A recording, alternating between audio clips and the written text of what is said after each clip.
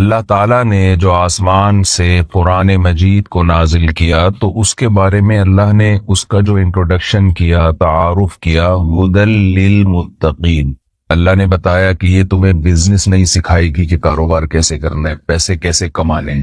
یہ کتاب تمہیں صحت کے اصول نہیں بتائے گی، تمہاری ہیلتھ کون سی چیزیں کھانے سے اچھی ہوگی، کون سی چیزیں کھانے سے تمہیں شوگر ہونے کا خطرہ ہے۔ یہ اس کتاب کا ٹاپک نہیں ہے۔ ہدی للمتقین، یہ گائیڈنس ہے، ہدایت ہے۔ انسان کو انسان بنانے کے طریقے اس کتاب میں بیان کیے گئے۔ انسان کی دو قسم کی زندگیاں ہیں، ایک کو مادی زندگی کہا جاتا ہے جس میں وہ پیسہ کمانے کے طریقے سیکھتا ہے، لیونگ سٹینڈرڈ کیسا ہونا چاہیے، گھر کیسا ہونا چاہیے، اپنا ہو کرائے پر ہو، اپنی لائف کو میں کیسے بہتر سے بہتر بنا سکتا ہوں۔ اس میں ہمیں ڈاکٹروں کی ضرورت بھی پڑتی ہے، سائنسدانوں کی ضرورت بھی پڑتی ہے۔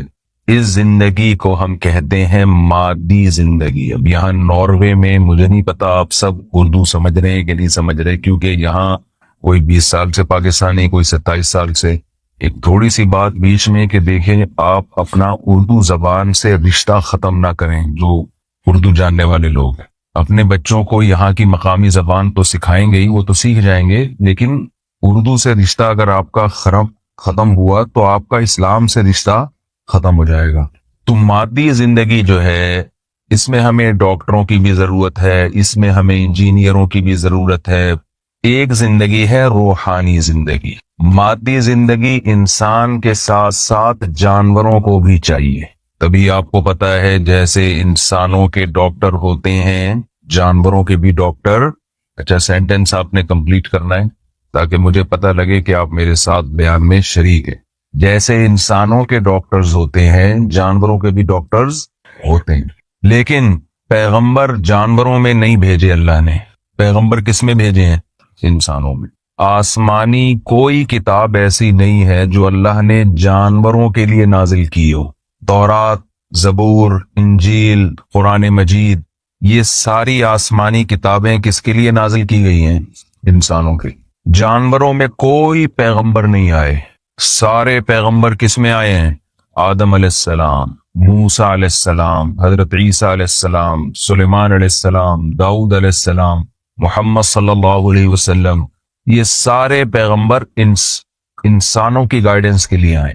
اس سے یہ ہمیں معلوم ہوتا ہے کہ کچھ ٹیکنیکل فالٹ انسان میں ایسے ہیں جس ٹیکنیکل خرابی کو دور کرنے کے لیے ہمیں آسمانی کتابوں کی بھی ضرورت ہے اور پیغمبروں کی بھی ضرورت ہے۔ یہ والا ٹیکنیکل فالٹ جانوروں میں، جملہ مکمل ہی نہیں کر رہے آپ لوگ، یہ والا ٹیکنیکل فالٹ جانوروں میں نہیں ہوتا۔ کوئی ایسا فالٹ ہے نا جس کو ٹھیک کرنے کے لیے اللہ نے انسانوں میں آسمانی کتابیں بھی نازل کی اور اللہ نے انسانوں میں پیغمبروں کو بھی بھیجا۔ وہ ٹیکنیکل فالٹ ہے کیا؟ وہ فالٹ ہے جس کو میں لے کے پوری دنیا میں بات پھیلا رہا ہوں۔ ایک ہی بات ہے، اس کو میں مختلف انداز سے ریپیٹ کرتا ہوں۔ وہ فالٹ یہ ہے کہ جانور کو اس کی نیچر پہ، اس کی فطرت پہ چلانے کے لیے گائیڈنس اور ہدایت کی ضرورت نہیں ہے۔ انسان کو اس کی نیچر اور اس کی فطرت کے راستے پر چلانے کے لیے پیغمبروں کی ہدایت کی ضرورت ہے۔ پیغمبروں کے بغیر انسان سیدھے راستے پر اور فطرت کے راستے پر نہیں چل سکتا۔ یہاں تک بات سمجھ میں آ گئی ہے نا؟ دیکھیں، بکری کا بچہ جب پیدا ہوتا ہے وہ دودھ کی طرف لپکتا ہے۔ آپ بکری کے بچے کے سامنے گوشت رکھیں، وہ گوشت پہ کبھی منہ نہیں مارے گا۔ شیر کے بچے کے سامنے آپ گھاس ڈال دیں یا آگ کا انگارہ رکھ دیں، وہ آگ کے قریب کبھی بھی نہیں پھٹکے گا۔ انسان کا بچہ پیدا ہونے کے بعد بے انتہا ذہین ہونے کے باوجود آپ آگ کا انگارہ اس کے سامنے رکھ دیں، وہ سب سے پہلے اس کی چمک اور اس کی خوبصورتی کی وجہ سے اس کی طرف ہاتھ بڑھانے کی کوشش بولیں کرے گا۔ وہ اٹریکٹ ہوتا ہے ظاہری زینت کو دیکھ کر، ظاہری چمک دھمک کو دیکھ کر۔ جانور متاثر نہیں ہوتا، انسان کا بچہ متاثر ہوتا ہے۔ اسے ماں باپ بتاتے ہیں، پیرنٹس بتاتے ہیں، والدین بتاتے ہیں کہ یہ آگ ہے، یہ چمکتی ہوئی چیز ہے، لیکن یہ ہاتھ لگانے کی چیز نہیں ہے، یہ کھانے کی چیز نہیں ہے۔ بوتلوں پہ آپ نے لکھا ہوا، پتہ نہیں، ہم نے تو پاکستان میں بہت دیکھا ہے، تمام دوائیں بچوں کی پہنچ سے دور رکھیں۔ یہاں ہوتا ہے بچوں کی پہنچ سے دور رکھیں۔ کیوں؟ بچہ کوئی بھی مزے کی چیز نظر آئے گی، پی جائے گا وہ فوراً۔ انسان کو اس کی مادی زندگی میں بھی بہت گائیڈنس چاہیے۔ پھر انسان کی ایک زندگی ہے روحانی۔ جانور جھوٹے نہیں ہوتے، نہ سچے ہوتے ہیں نہ جھوٹے ہوتے ہیں، نہ بے وفا ہوتے ہیں نہ با وفا ہوتے ہیں۔ جو بے وفا ہے اس میں اللہ کی طرف سے بے وفائی کے سافٹ ویئر انسٹال ہو گئے ہیں پیدائشی۔ جو با وفا ہے، کتا ایک با وفا جانور ہے۔ ایسا نہیں ہے کتے نے کہیں سے یہ وفا سیکھی ہو، اسکولوں میں اس کو وفا کرنا سکھائی گئی ہو، ایسا نہیں ہے۔ کتے کے اندر یہ کوالٹی بلٹ ان ہے کمپنی کی طرف سے، پیدا ہوتے ہی وہ وفا کرنا سیکھ کے آتا ہے۔ لیکن انسانوں میں آپ کو وفادار بھی ملیں گے اور بے وفا بھی ملیں گے۔ انسانوں میں آپ کو شکر کرنے والے بھی ملیں گے اور نا شکرے بھی ملیں گے۔ انسانوں میں آپ کو ایگریمنٹ کر کے پورا کرنے والے بھی ملیں گے، ایگریمنٹ کر کے توڑنے والے بھی ملیں گے۔ انسانوں میں آپ کو رشتوں کو جوڑنے والے بھی ملیں گے، رشتوں کو، اتنا تو آپ کر لو نا یار، سارا میں ہی بیان کروں، توڑنے والے بھی ملیں گے۔ اب یہ جو رشتوں کو جوڑنا توڑنا، پشتو میں کہتے ہیں جوڑ توڑ سنگے مروڑ، سنا ہوگا نا آپ لوگوں نے۔ تو یہ جو جوڑ توڑ ہے، سچ اور جھوٹ ہے، یہ مادی زندگی ہے یا روحانی زندگی ہے؟ یہ روحانی زندگی ہے۔ یہ ڈاکٹروں کی فیلڈ نہیں ہے کہ ایک انسان کو سوسائٹی میں سچا انسان بنا دیا جائے، ایک انسان کو سوسائٹی میں وفادار انسان بنا دیا جائے، ایک انسان کو سوسائٹی میں رشتوں کی پہچان والا اور رشتوں کو جوڑنے والا بنا دیا جائے۔ یہ جو کام ہے نا، یہ وہ کام ہے جس کے لیے اللہ نے پیغمبروں کو بھیجا اور آسمانی کتابوں کو بھیجا۔ یہ فیلڈ ڈاکٹروں کی، سائنسدانوں کی، انجینئروں کی نہیں ہے۔ اگر یہ ڈاکٹروں کی فیلڈ ہوتی تو ڈاکٹر میں سارے اچھے ہی ہوتے، برا ڈاکٹر، بات ہی مکمل نہیں کر رہے آپ، یہ بولے نا، ڈاکٹروں میں سارے اچھے ہوتے، برا ڈاکٹر کوئی نہیں ہوتا۔ وہ ایسا ٹیکا لگا دیتا کہ وہ سارے اچھے بن جاتے۔ یہ سمجھیں کہ ہمیں قرآن کی ضرورت کیوں ہے۔ آج دنیا میں لبرلزم پھیل رہا ہے، مذہب سے بغاوت پھیل رہی ہے کہ ہم کیوں مذہب کو مانیں، ہم کیوں نماز پڑھیں، ہم کیوں تلاوت کریں، ہم کیوں اللہ کو مانیں۔ گاڈ کیا ہے؟ اللہ کون ہے؟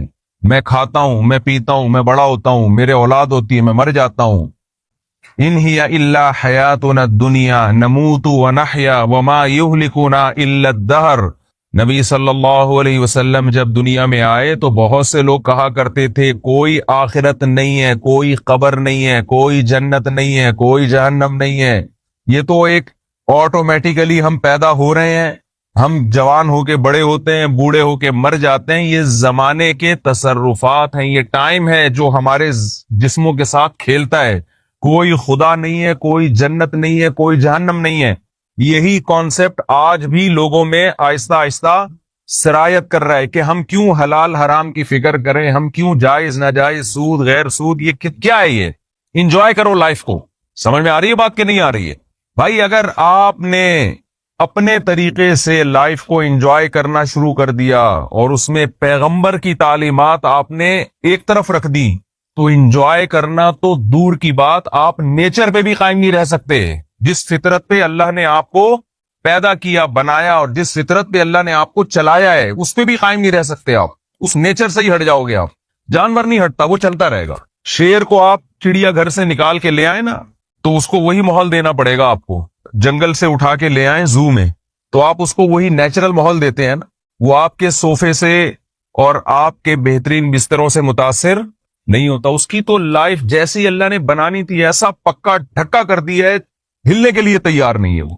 انسان بہت قلا بازیاں کھا رہا ہے، اور آج کے دور کا انسان تو بہت زیادہ قلا بازیاں کھا رہا ہے۔ دو طریقے ہیں انسان کو اس کی نیچر پہ چلانے کے لیے۔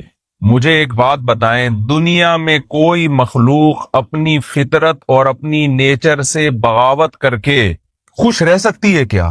یہ ممکن ہے؟ جانوروں میں اس کی کوئی مثال نہیں ملتی.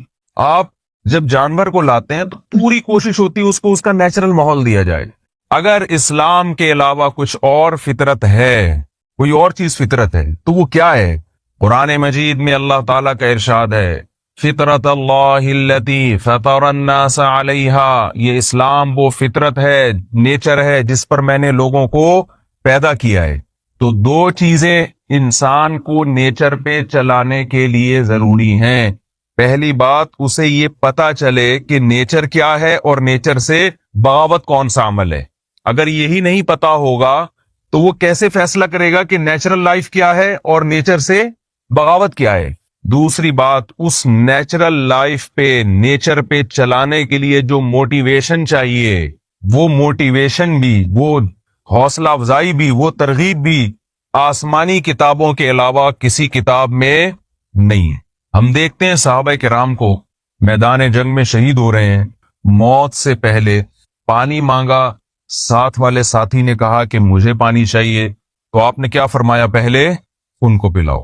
ان کے قریب والوں نے پانی مانگا تو انہوں نے کیا کہا؟ کس کو پلاؤ؟ ان کو پلاؤ. وَيُؤْثِرُونَ عَلَىٰ أَنفُسِهِمْ وَلَوْ كَانَ بِهِمْ خَصَاصَةٌ. قرآن کہہ رہے ایمان والے لوگ اپنی ذات پہ دوسرے کو ترجیح دیتے ہیں، چاہے خود ان کو کتنی ہی ضرورت کیوں نہ ہو. تو مجھے اور آپ کو اس زمانے میں جتنی ضرورت پیسے کمانے کی ہے، جتنی ضرورت اپنا لیونگ سٹینڈرڈ بہتر کرنے کی ہے، جتنی ضرورت شادی بیاہ کی ہے، جتنی ضرورت ناروے میں رہنے کی ہے، اللہ کی قسم اس سے زیادہ ضرورت مجھے اور آپ کو مذہب کی ہے. یہ سب کچھ ہونے کے باوجود اگر آپ کی زندگی میں مذہب نہیں ہے، آپ اچھے ڈاکٹر بن جاؤ گے، آپ اچھے انجینئر بن جاؤ گے، آپ اچھے سائنٹسٹ بن جاؤ گے، آپ انسان کے بچے، معذرت کے ساتھ تھوڑا سا کراچی کا لک لانے دیں، آپ تو بڑے تمیز سے بیٹھے ہیں سنجیدگی سے، آپ انسان کے بچے نہیں بن سکتے. انسان کو انسان بنانے کے لیے دیکھیں، آج دنیا میں جو کچھ ہو رہا ہے نا، اس سے صرف مسلمان پریشان نہیں ہے، عیسائی بھی پریشان ہے، یہودی بھی پریشان ہے، کیونکہ اتنا انسان فطرت سے ہٹ گیا ہے کہ وہ تو کرسچینٹی کے بھی خلاف جا رہی ہے، وہ چیز یہودیت کے بھی خلاف جا رہی ہے، وہ تو مسلمانوں کے بھی خلاف جا رہی ہے. تمام آسمانی مذاہب کی دھجیاں اڑائی جا رہی ہیں. ایسی چیزیں، ایک تو ہے نا اتفاق ہوتا ہے کہ بھئی یہ تو کوئی بھی اس کو صحیح کہہ نہیں سکتا، وہ سارے کام ہو رہے ہیں. تو یہ سب اس کی علامت ہے کہ انسان نے جب سے اپنا پیغمبروں سے رشتہ، سائنسدانوں کی ویلیو بڑھ رہی ہے، ڈاکٹروں کی ویلیو سوسائٹی میں بڑھ رہی ہے، انجینئروں کی ویلیو سوسائٹی میں بڑھ رہی ہے. کم کس کی ویلیو ہو رہی ہے؟ پیغمبروں کی، جو اللہ کے سفیر بن کے دنیا میں آئے اور انہوں نے لوگوں کو اللہ کا پیغام پہنچایا. ان کی ویلیو روز بروز کیا ہو رہی ہے؟ کم ہو رہی ہے. اس کی ضرورت ہی لوگ محسوس نہیں کر رہے. حالانکہ جب یہ دنیا غیر آباد تھی، جب اس دنیا میں ترقی نہیں تھی، اس وقت بھی دنیا پیغمبروں کی تعلیمات کی وجہ سے سکون میں تھی.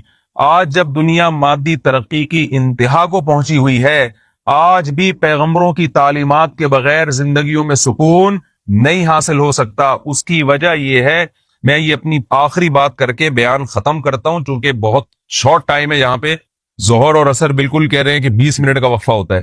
تو پیغمبروں کی تعلیمات اس لیے ضروری ہے کہ جو فطرت ہے، جو نیچر ہے، اس کے اصول کبھی بھی نہیں بدلتے، چاہے انسان ترقی کی انتہا کو پہنچ جائے. مجھے آپ ایک بات بتائیں، صدیوں پہلے ہم روٹی کو، گندم کو چبا کے کھایا کرتے تھے. آج اگر کوئی یہ کہے کہ ترقی اتنی ہو گئی ہے، اب ہمارے پاس گندم چبانے کا ٹائم نہیں ہے، ہم گندم کو گرینڈ کر کے جوس بنا کے پیا کریں گے، کیا ڈاکٹر اس کی حمایت کریں گے؟ کیا بولیں گے بھائی یہ دانت جو خدا نے دیے ہیں ہمیں، یہ چبانے کے لیے دیے ہیں، یہ صرف مسکرانے کے لیے بولیں نہیں دیے.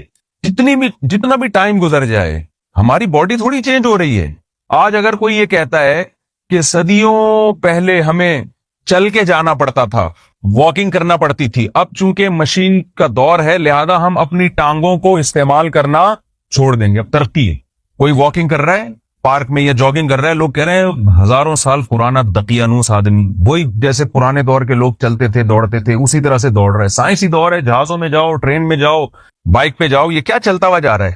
وہ پرانے زمانے کی باتیں کر رہے ہیں اس زمانے میں. تو وہ کیا کہے گا؟ بھائی مجھے جدید دور کے جدید سائنسدانوں نے یہ مشورہ دیا ہے کہ تھوڑا سا ان گھٹنوں کو چلنے میں بھی استعمال کیا. کیوں؟ یہ ٹانگیں اللہ نے کس کام کے لیے بنائی ہیں؟ چلنے کے لیے بنائی ہیں. تو آپ بتاؤ اس سائنسی ترقی سے نیچر چینج ہو رہی ہے کیا؟ نیچر تھوڑی چینج ہوگی. ٹانگوں کا کام چلنا ہے تو چلنا پڑے گا, چاہے کتنی ترقی ہو جائے. دانتوں کا کام چبانا ہے تو چبانا پڑے گا آپ کو. تو خوب سمجھ لیں, جیسے 5-6 ہزار سال پہلے پیغمبروں کی ضرورت تھی انسان کو روحانی زندگی سکھانے کے لیے, آج بھی اسی طرح پیغمبروں کی انسان کو ضرورت ہے. یہ ضرورت کسی بھی سوسائٹی میں, کسی بھی معاشرے میں تبدیل نہیں ہو سکتی.